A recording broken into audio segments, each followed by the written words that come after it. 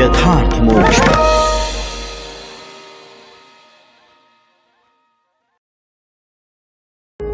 यथार्थ मोक्ष प्रस्तुत कर रहा है अतुल्य संपूर्ण महाभारत। श्री महाभारतम तीर्थ यात्रा पर्व 120वां अध्याय।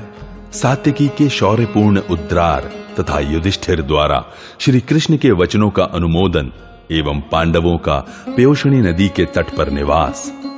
रोहिणी नंदन, युद्ध में भयानक पराक्रम दिखाने वाले योद्धा हर्ष और उत्साह में भरकर आज मुझे हाथ में अस्त्र लिए ऐसे पराक्रम करते हुए प्रत्यक्ष देखें जैसे प्रलयकालीन अग्नि सूखे घास की राशि को जलाकर भस्म कर देती है।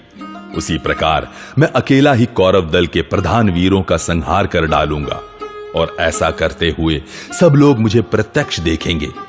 प्रद्युम्न के छोड़े हुए तीखे बाणों को सहन करने की शक्ति कृपाचार्य, द्रोणाचार्य, विकर्ण और कर्ण किसी में नहीं है। मैं अर्जुन कुमार अभिमन्यु के भी पराक्रम को जानता हूं। वह समर भूमि में खड़ा होने पर साक्षात श्री कृष्ण नंदन प्रद्युम्न के ही समान जान पड़ता है। वीरवर सांब बलपूर्वक शत्रु सेना को मथ कर अपनी दोनों भुजाओं से रथ और सारथी सहित दुशासन का दमन करे। जामवती नंदन सांब रणभूमि में बड़े प्रचंड पराक्रमशाली बन जाते हैं। उस समय इनके लिए कुछ भी असह्य नहीं है। इन्होंने बाल्यावस्था में ही सहसा शंबरासुर की सेना को नष्ट भ्रष्ट कर दिया था। इनकी जांघें गोल हैं, भुजाएं लंबी और मोटी हैं। इन्होंने युद्ध में अश्वारोहियों की कितनी ही सेनाओं का संहार किया है। भला संग्राम भूमि में महारथी सांब के रथ के सम्मुख कौन आ सकता है। जैसे अंतकाल आने पर यमराज की भुजाओं में पड़ा हुआ मनुष्य कदापि वहां से निकल नहीं सकता, उसी प्रकार रण क्षेत्र में वीरवर सांब के वश में आया हुआ कौन ऐसा योद्धा होगा जो पुनः जीवित लौट सके। वसुदेव नंदन भगवान श्री कृष्ण चाहें तो अपने वाण रूपी अग्नि की लपटों से द्रोण और भीष्म इन दोनों प्रसिद्ध महारथियों को पुत्रों सहित सोमदत्त को तथा सारी कौरव सेना को भी भस्म कर डालेंगे। देवताओं सहित संपूर्ण लोकों में कौन सी ऐसी वस्तु है जो हाथों में हथियार, उत्तम बाण तथा चक्र धारण करके युद्ध में अनुपम पराक्रम प्रकट करने वाले भगवान श्री कृष्ण के लिए असह्य हो। ढाल तलवार लिए हुए वीरवर अनिरुद्ध भी जैसे यज्ञों में कुशाओं द्वारा यज्ञ की वेदी ढक दी जाती है, उसी प्रकार युद्ध में सिर कटाकर मरे और अचेत पड़े हुए धृतराष्ट्र पुत्रों द्वारा इस भूमि को ढक देंगे। गद, उल्मुख, बाहुक, भानु, नीत, युद्ध में शूरवीर कुमार निषठ तथा रणभूमि में प्रचंड पराक्रमी सारण और चारुदेशण, ये सब लोग अपने कुल के अनुरूप पराक्रम प्रकट करें। यदुवंशियों की शौर्यपूर्ण सेना जिसमें वृषणी, भोज और अंधक वंशी योद्धाओं की प्रधानता है, आक्रमण करके युद्ध में धृतराष्ट्र पुत्रों को मार डाले और संसार में अपने उज्जवल यश का विस्तार करें। धर्मात्माओं में श्रेष्ठ महात्मा युधिष्ठिर जब तक अपने उस व्रत को जिसे इन कुरुकुल भूषण ने जुए के समय प्रतिज्ञा पूर्वक स्वीकार किया था पूर्ण न कर लें, तब तक अभिमन्यु इस पृथ्वी का शासन करे। तदनंतर अपना व्रत समाप्त करके हमारे द्वारा छोड़े हुए बाणों से ही शत्रुओं पर विजय पाकर धर्मराज युधिष्ठिर इस पृथ्वी का राज्य भोगेंगे। उस समय तक यह पृथ्वी धृतराष्ट्र के पुत्रों से रहित हो जाएगी और सूत पुत्र कर्ण भी मर जाएगा। यदि ऐसा हुआ तो यह हमारे लिए महान यशोवर्धक कार्य होगा। भगवान श्री कृष्ण बोले, उदार हृदय मधुकुल भूषण सात्यके, तुम्हारी यह बात सत्य है, इसमें तनिक भी संशय नहीं है। हम तुम्हारे इन वचनों को स्वीकार करते हैं, परंतु ये कुरुश्रेष्ठ युधिष्ठिर किसी भी ऐसी भूमि को किसी तरह लेना नहीं चाहेंगे जिसे इन्होंने अपनी भुजाओं द्वारा न जीता हो। कामना, भय अथवा लोभ किसी भी कारण से युधिष्ठिर अपना धर्म कदापि नहीं छोड़ सकते। उसी तरह अतिरथी वीर भीम, अर्जुन, नकुल, सहदेव तथा यह द्रुपद कुमारी कृष्णा भी अपना धर्म नहीं छोड़ सकती। भीमसेन और अर्जुन ये दोनों वीर युद्ध में इस पृथ्वी पर अपना सानी नहीं रखते। इनसे और दोनों माद्री कुमारों से संयुक्त होने पर ये युधिष्ठिर सारी पृथ्वी का शासन कैसे नहीं कर सकते। जब महात्मा पांचाल राज, केकय, चेदिराज और हम सब लोग एक साथ होकर रण में पराक्रम दिखाएंगे, उसी समय हमारे सारे शत्रुओं का अस्तित्व मिट जाएगा। युधिष्ठिर ने कहा, सात्यकी, तुम जो कुछ कह रहे हो वह तुम्हारे जैसे वीर के लिए कोई आश्चर्य की बात नहीं है, परंतु मेरे लिए सत्य की रक्षा ही प्रधान है, राज्य की प्राप्ति नहीं। केवल श्री कृष्ण ही मुझे अच्छी तरह जानते हैं और मैं भी कृष्ण के स्वरूप को यथार्थ रूप से जानता हूं। शिनिवंश के प्रधान वीर माधव, ये पुरुष रत्न श्री कृष्ण जब भी पराक्रम दिखाने का अवसर आया समझेंगे, तभी तुम और भगवान केशव मिलकर युद्ध में दुर्योधन को जीत सकोगे। अब ये यदुवंशी वीर द्वारका को लौट जाएं। आप लोग मेरे नाथ या सहायक तो हैं ही, संपूर्ण मनुष्य लोक के भी रक्षक हैं। आप लोगों से मिलना हो गया, यह बड़े आनंद की बात है। अनुपम शक्तिशाली वीरों, आप लोग धर्म पालन की ओर से सदा सावधानी रखें। मैं पुनः आप सभी सुखी मित्रों को एकत्र हुआ देखूंगा। तत्पश्चात वे यादव पांडव वीर एक दूसरे की अनुमति ले वृद्धों को प्रणाम करके, बालकों को हृदय से लगाकर तथा अन्य सबसे यथा योग्य मिलकर अपने अभीष्ट स्थान को चल दिए। यादव वीर अपने घर गए और पांडव लोग पूर्ववत तीर्थों में विचरने लगे। श्री कृष्ण को विदा करके धर्मराज युधिष्ठिर लोमश जी, भाइयों और सेवकों के साथ विदर्भ नरेश द्वारा पूजित उत्तम तीर्थों वाली पुण्य नदी पयोषणी के तट पर गए। उसके जल में यज्ञ संबंधी सोमरस मिला हुआ था। पयोषणी के तट पर जा उन्होंने उसका जल पीकर वहां निवास किया। उस समय प्रसन्नता से भरे हुए श्रेष्ठ द्विज उत्तम स्तुतियों द्वारा उन महात्मा नरेश की स्तुति कर रहे थे। इस प्रकार श्री महाभारत वन पर्व के अंतर्गत तीर्थ यात्रा पर्व में लोमश तीर्थ यात्रा प्रसंग में यादव गमन विषयक 120वां अध्याय पूरा हुआ। 121वां अध्याय राजा गय के यज्ञ की प्रशंसा, पयोषणी, वैदूर्य पर्वत और नर्मदा के महात्म्य तथा च्यवन सुकन्या के चरित्र का आरंभ। लोमश जी कहते हैं, युधिष्ठिर, सुना जाता है कि इस पयोषणी नदी के तट पर राजा नृग ने यज्ञ करके सोमरस के द्वारा देवराज इंद्र को तृप्त किया था। उस समय इंद्र पूर्णतः तृप्त होकर आनंद मग्न हो गए थे। यही इंद्र सहित देवताओं ने और प्रजापतियों ने भी प्रचुर दक्षिणा से युक्त अनेक प्रकार के बड़े बड़े यज्ञों द्वारा भगवान का यजन किया है। अमूर्तरया के पुत्र राजा गय ने भी यहां 7 अश्वमेध यज्ञों का अनुष्ठान करके उनमें सोमरस के द्वारा वज्रधारी इंद्र को संतुष्ट किया था। यज्ञ में जो वस्तुएं नियमित रूप से काष्ठ और मिट्टी की बनी हुई होती है, ये सब की सब राजा गय के उक्त 7 यज्ञों में सुवर्ण से बनाई गई थी। प्राय यज्ञों में चशाल, यूप, चमस, स्थाली, पात्री, श्रुक और श्रुआ ये 7 साधन उपयोग में लाए जाते हैं।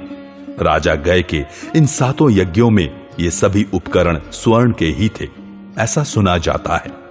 7 यूपों में से प्रत्येक के ऊपर 7 चशाल थे। युधिष्ठिर, उन यज्ञों में जो चमकते हुए सुवर्णमय यूप थे, उन्हें इंद्र आदि देवताओं ने स्वयं खड़ा किया था। राजा गय के उन उत्तम यज्ञों में इंद्र सोमपान करके और ब्राह्मण बहुत सी दक्षिणा पाकर हर्षोन्मत्त हो गए थे। ब्राह्मणों ने दक्षिणा में जो बहुसंख्यक धनराशि प्राप्त की थी, उसकी गणना नहीं की जा सकती थी। महाराज, राजा गय ने 7 यज्ञों में सदस्यों को जो असंख्य धन प्रदान किया था, उसकी गणना उसी प्रकार नहीं हो सकती थी जैसे इस जगत में कोई बालू के कणों, आकाश के तारों और वर्षा की धाराओं को नहीं गिन सकता। इन बालू के कण आदि कदाचित गिने भी जा सकते हैं, परंतु दक्षिणा देने वाले राजा गय की दक्षिणा की गणना करना संभव नहीं है। उन्होंने विश्वकर्मा की बनाई हुई सुवर्णमयी गौवें देकर विभिन्न दिशाओं से आए हुए ब्राह्मणों को संतुष्ट किया था। युधिष्ठिर, भिन्न भिन्न स्थानों में यज्ञ करने वाले महामना राजा गय के राज्य की थोड़ी ही भूमि ऐसी बच गई थी जहां यज्ञ के मंडप न हो। भारत, उस यज्ञ कर्म के प्रभाव से गय ने इंद्रादि लोकों को प्राप्त किया। जो इस पयोषणी नदी में स्नान करता है, वह भी राजा गय के समान पुण्य लोक का भागी होता है। अतः राजेंद्र, तुम भाइयों सहित इसमें स्नान करके सब पापों से मुक्त हो जाओ। वैशंपायन जी कहते हैं, निष्पाप जन्मेजय, पांडव प्रवर नरश्रेष्ठ राजा युधिष्ठिर भाइयों सहित पयोषणी नदी में स्नान करके वैदूर्य पर्वत और महानदी नर्मदा के तट पर जाने का उद्देश्य लेकर वहां से चल दिए और वे तेजस्वी नरेश सब भाइयों को साथ लिए यथा समय अपने गंतव्य स्थान पर पहुंच गए। वहां भगवान लोमश मुनि ने उनसे समस्त रमणीय तीर्थों और पवित्र देवस्थानों का परिचय कराया। तत्पश्चात राजा ने अपनी सुविधा और प्रसन्नता के अनुसार सहस्त्रों ब्राह्मणों को धन का दान किया और भाइयों सहित उन सब स्थानों की यात्रा की। लोमश जी ने कहा, कुंती नंदन, वैदूर्य पर्वत का दर्शन करके नर्मदा में उतरने से मनुष्य देवताओं तथा पुण्यात्मा राजाओं के समान पवित्र लोकों को प्राप्त कर लेता है। नरश्रेष्ठ, यह वैदूर्य पर्वत त्रेता और द्वापर की संधि में प्रकट हुआ है। इसके निकट जाकर मनुष्य सब पापों से मुक्त हो जाता है। तात, यह राजा शर्याति के यज्ञ का स्थान प्रकाशित हो रहा है, जहां साक्षात इंद्र ने अश्विनी कुमारों के साथ बैठकर सोमपान किया था। महाभाग, यही महातपस्वी भृगुनंदन भगवान चैवन देवराज इंद्र पर कुपित हुए थे और यही उन्होंने इंद्र को स्तंभित भी कर दिया था। इतना ही नहीं, मुनिवर चैवन ने यही अश्विनी कुमारों को यज्ञ में सोमपान का अधिकारी बनाया था और इसी स्थान पर राजकुमारी सुकन्या उन्हें पत्नी रूप में प्राप्त हुई थी। युधिष्ठिर ने पूछा, मुने, महातपस्वी भृगुपुत्र महर्षि चैवन ने भगवान इंद्र का स्तंभन कैसे किया? उन्हें इंद्र पर क्रोध किस लिए हुआ?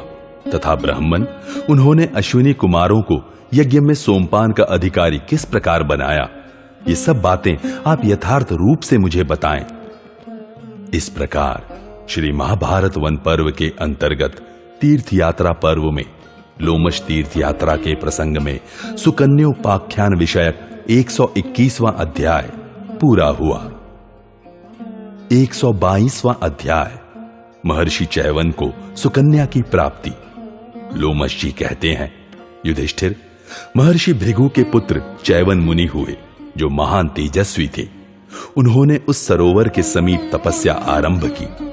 पांडुनंदन, परम तेजस्वी महात्मा चैवन वीरासन से बैठकर ठूठे काट के समान जान पड़ते थे। राजन, वे एक ही स्थान पर दीर्घकाल तक अविचल भाव से बैठे रहे। धीरे धीरे अधिक समय बीतने पर उनका शरीर चींटियों से व्याप्त हो गया। वे महर्षि लताओं से आच्छादित हो गए और बांबी के समान प्रतीत होने लगे। इस प्रकार लता वेलों से आच्छादित हो बुद्धिमान चैवन मुनि सब ओर से केवल मिट्टी के लोंदे के समान जान पड़ने लगे। दीमकों द्वारा जमा की हुई मिट्टी के ढेर से ढके हुए वे बड़ी भारी तपस्या कर रहे थे। इस प्रकार दीर्घकाल व्यतीत होने पर राजा शर्याति इस उत्तम एवं रमणीय सरोवर के तट पर विहार के लिए आए। युधिष्ठिर, उनके अंतःपुर में 4000 स्त्रियां थीं, परंतु संतान के नाम पर केवल एक ही सुंदरी पुत्री थी, जिसका नाम सुकन्या था। वह कन्या दिव्य वस्त्राभूषणों से विभूषित हो सखियों से घिरी हुई वन में इधर उधर घूमने लगी। घूमती घामती वह भृगुनंदन चैवन की बांबी के पास जा पहुंची। वहां की भूमि उसे बड़ी मनोहर दिखाई दी। वह सखियों के साथ वृक्षों के फल फूल तोड़ती हुई चारों ओर घूमने लगी। सुंदर रूप, नई अवस्था, काम भाव के उदय और यौवन के मद से प्रेरित हो सुकन्या ने उत्तम फूलों से भरी हुई वन वृक्षों की बहुत सी शाखाएं तोड़ डाली। वह सखियों का साथ छोड़कर अकेली टहलने लगी। उस समय उसके शरीर पर एक ही वस्त्र था और वह भांति भांति के अलंकारों से अलंकृत थी। बुद्धिमान चैवन मुनि ने उसे देखा। वह चमकती हुई विद्युत के समान चारों ओर विचर रही थी। उसे एकांत में देखकर परम कांतिमान, तपोबल संपन्न एवं दुर्बल कंठ वाले ब्रह्म ऋषि चैवन को बड़ी प्रसन्नता हुई। उन्होंने उस कल्याणमयी राजकन्या को पुकारा, परंतु वह ब्रह्म ऋषि का कंठ दुर्बल होने के कारण उनकी आवाज नहीं सुनती थी। उस बांबी में मुनिवर चैवन की चमकती हुई आंखों को देखकर उसे बहुत कौतूहल हुआ। उसकी बुद्धि पर मोह छा गया और उसने विवश होकर यह कहती हुई कि देखूं यह क्या है, एक कांटे से उन्हें छेद दिया। उसके द्वारा आंखें बिंध जाने के कारण परम क्रोधी ब्रह्म ऋषि चैवन अत्यंत कुपित हो उठे। फिर तो उन्होंने शरियाती की सेना के मलमूत्र बंद कर दिए। मलमूत्र का द्वार बंद हो जाने से मलावरोध के कारण सारी सेना को बहुत दुख होने लगा। सैनिकों की ऐसी अवस्था देखकर राजा ने सबसे पूछा, यहां नित्य निरंतर तपस्या में संलग्न रहने वाले वयोवृद्ध महामना चैवन रहते हैं। वे स्वभावतः बड़े क्रोधी हैं। उनका जानकर या बिना जाने आज किसने अपकार किया है? जिन लोगों ने भी ब्रह्म ऋषि का अपराध किया हो वे तुरंत सब कुछ बता दें, विलंब न करें। तब संपूर्ण सैनिकों ने उनसे कहा, महाराज, हम नहीं जानते कि किसके द्वारा उनका अपराध हुआ है। आप अपनी रुचि के अनुसार सभी उपायों द्वारा इसका पता लगावें। तब राजा शरियाती ने साम और उग्र नीति के द्वारा सभी सुहृदों से पूछा, परंतु वे भी इसका पता न लगा सके। तदनंतर सुकन्या ने सारी सेना को मलावरोध के कारण दुख से पीड़ित और पिता को भी चिंतित देख इस प्रकार कहा, तात, मैंने इस वन में घूमते समय एक बांबी के भीतर कोई चमकीली वस्तु देखी जो जुगनू के समान जान पड़ती थी। उसके निकट जाकर मैंने उसे कांटे से बींध दिया। यह सुनकर शरियाती तुरंत ही बांबी के पास गए। वहां उन्होंने तपस्या में बढ़े चढ़े वयोवृद्ध महात्मा चैवन को देखा और हाथ जोड़कर अपने सैनिकों का कष्ट निवारण करने के लिए याचना की। भगवान, मेरी बालिका ने अज्ञानवश जो आपका अपराध किया है उसे आप कृपा पूर्वक क्षमा करें। उनके ऐसा कहने पर भृगुनंदन चैवन ने राजा से कहा, राजन, तुम्हारी इस पुत्री ने अहंकारवश अपमान पूर्वक मेरी आंखें फोड़ी हैं। अतः रूप और उदारता आदि गुणों से युक्त तथा लोभ और मोह के वशीभूत हुई तुम्हारी इस कन्या को पत्नी रूप में प्राप्त करके ही मैं इसका अपराध क्षमा कर सकता हूं। भूपाल, यह मैं तुमसे सच्ची बात कहता हूं। लोमश जी कहते हैं, चैवन ऋषि का यह वचन सुनकर राजा शरियाती ने बिना कुछ विचार किए ही महात्मा चैवन को अपनी पुत्री दे दी। उस राजकन्या को पाकर भगवान चैवन मुनि प्रसन्न हो गए। तत्पश्चात उनका कृपा प्रसाद प्राप्त करके राजा शरियाती सेना सहित सकुशल अपनी राजधानी को लौट आए। सुकन्या भी तपस्वी चैवन को पति रूप में पाकर प्रतिदिन प्रेम पूर्वक तप और नियम का पालन करती हुई उनकी परिचर्या करने लगी। सुमुखी सुकन्या किसी के गुणों में दोष नहीं देखती थी। वह त्रिविध अग्नियों और अतिथियों की सेवा में तत्पर हो शीघ्र ही महर्षि चैवन की आराधना में लग गई। इस प्रकार श्री महाभारत वन पर्व के अंतर्गत तीर्थ यात्रा पर्व में लोमश तीर्थ यात्रा के प्रसंग में सुकन्योपाख्यान विषयक 122वां अध्याय पूरा हुआ। 123वां अध्याय अश्विनी कुमारों की कृपा से महर्षि चैवन को सुंदर रूप और युवावस्था की प्राप्ति। लोमश जी कहते हैं, युधिष्ठिर, तदनंतर कुछ काल के बाद जब एक समय सुकन्या स्नान कर चुकी थी, उस समय उसके सब अंग ढके हुए नहीं थे। इसी अवस्था में दोनों अश्विनी कुमार देवताओं ने उसे देखा। साक्षात देवराज इंद्र की पुत्री के समान दर्शनीय अंगों वाली उस राजकन्या को देखकर ना सत्य संज्ञक अश्विनी कुमारों ने उसके पास जा यह बात कही, वाह मोरू, तुम किसकी पुत्री और किसकी पत्नी हो? इस वन में क्या करती हो? भद्रे, हम तुम्हारा परिचय प्राप्त करना चाहते हैं। शोभने, तुम सब बातें ठीक ठीक बताओ। तब सुकन्या ने लज्जित होकर उन दोनों श्रेष्ठ देवताओं से कहा, देवेश्वरों, आपको विदित होना चाहिए कि मैं राजा शरियाती की पुत्री और महर्षि चैवन की पत्नी हूं। मेरा नाम इस जगत में सुकन्या प्रसिद्ध है। मैं संपूर्ण हृदय से सदा अपने पतिदेव के प्रति निष्ठा रखती हूं।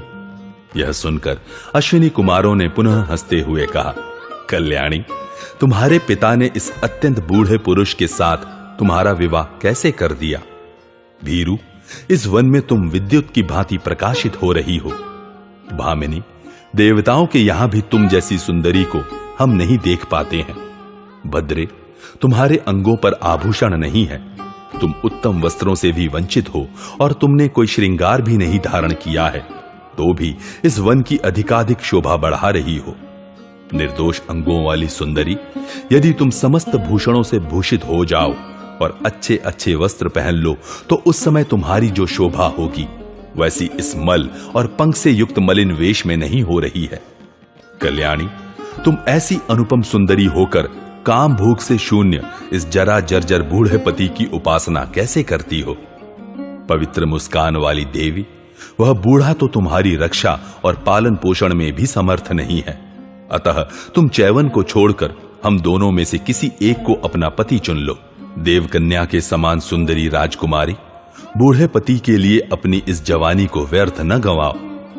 उनके ऐसा कहने पर सुकन्या ने उन दोनों देवताओं से कहा, देवेश्वरों, मैं अपने पतिदेव चैवन मुनि में ही पूर्ण अनुराग रखती हूं, अतः आप मेरे विषय में इस प्रकार की अनुचित आशंका न करें। तब उन दोनों ने पुनः सुकन्या से कहा, शुभे, हम देवताओं के श्रेष्ठ वैद्य हैं, तुम्हारे पति को तरुण और मनोहर रूप से संपन्न बना देंगे। तब तुम हम तीनों में से किसी एक को अपना पति बना लेना। इस शर्त के साथ तुम चाहो तो अपने पति को यहां बुला लो। राजन, उन दोनों की यह बात सुनकर सुकन्या चैवन मुनि के पास गई और अश्विनी कुमारों ने जो कुछ कहा था वह सब उन्हें कह सुनाया। यह सुनकर चैवन ने अपनी पत्नी से कहा, प्रिय, देव वैद्यों ने जैसा कहा है वैसा करो। पति की यह आज्ञा पाकर सुकन्या ने अश्विनी कुमारों से कहा, आप मेरे पति को रूप और यौवन से संपन्न बना दें। उसका यह कथन सुनकर अश्विनी कुमारों ने राजकुमारी सुकन्या से कहा, तुम्हारे पतिदेव इस जल में प्रवेश करें। तब चैवन मुनि ने सुंदर रूप की अभिलाषा लेकर शीघ्रता पूर्वक उस सरोवर के जल में प्रवेश किया। राजन, उनके साथ ही दोनों अश्विनी कुमार भी उस सरोवर में प्रवेश कर गए। तदनंतर 2 घड़ी के पश्चात वे सब के सब दिव्य रूप धारण करके सरोवर से बाहर निकले। उन सब की युवा अवस्था थी। उन्होंने कानों में चमकीले कुंडल धारण कर रखे थे। वेशभूषा भी उनकी एक सी ही थी और वे सभी मन की प्रीति बढ़ाने वाले थे। सरोवर से बाहर आकर उन सब ने एक साथ कहा, शुभे, भद्रे, वरवर्णिनी, हम में से किसी एक को जो तुम्हारी रुचि के अनुकूल हो अपना पति बना लो, अथवा शोभने, जिसको भी तुम मन से चाहती हो उसी को पति बनाओ। देवी सुकन्या ने उन सबको एक जैसा रूप धारण किए खड़े देख मन और बुद्धि से निश्चय करके अपने पति को ही स्वीकार किया। महातेजस्वी चैवन मुनि ने अनुकूल पत्नी, तरुण अवस्था और मनोवांछित रूप पाकर बड़े हर्ष का अनुभव किया और दोनों अश्विनी कुमारों से कहा, आप दोनों ने मुझ बूढ़े को रूपवान और तरुण बना दिया, साथ ही मुझे अपनी यह भार्या भी मिल गई। इसलिए मैं प्रसन्न होकर आप दोनों को यज्ञ में देवराज इंद्र के सामने ही सोमपान का अधिकारी बना दूंगा। यह मैं आप लोगों से सत्य कहता हूं। यह सुनकर दोनों अश्विनी कुमार प्रसन्नचित हो देवलोक को लौट गए और चैवन तथा सुकन्या देव दंपति की भांति विहार करने लगे। इस प्रकार श्री महाभारत वन पर्व के अंतर्गत तीर्थ यात्रा पर्व में लोमश तीर्थ यात्रा प्रसंग में सुकन्योपाख्यान विषयक 123वां अध्याय पूरा हुआ।